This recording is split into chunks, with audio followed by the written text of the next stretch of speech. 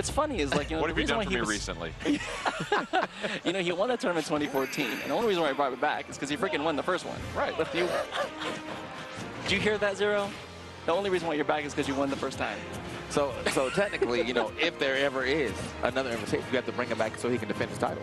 Yeah, well, I guess it's defending side, but technically up for grabs, man. It's kind of like the Stanley Cup or something like that, you know, where it's like nobody owns it at the beginning of the season, and then you compete for it, and then you're cool. But then as soon as the season's over, points reset. Okay. Yeah, everything resets. It's okay. It's all right. Oh, okay. So something interesting that I just saw right there was him going for the ledge trump into the back air, which is very prominent in Smash 4, you know, getting a ledge trump and then punishing someone off of it. It seemed to be a little harder, but I also think just because, you know, we only have the game for such a short amount of time that we haven't had time to really, like, lab that out. So I think we will see some great, crazy punishes. And another mechanic that you guys have brought up was the new perfect shield.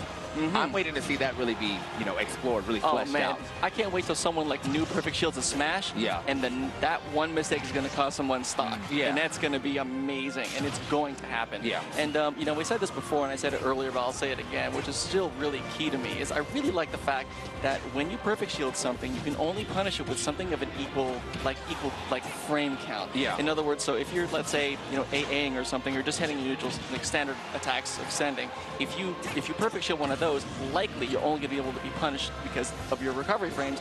You'll be able to be punished with another, you know, neutral A. Right.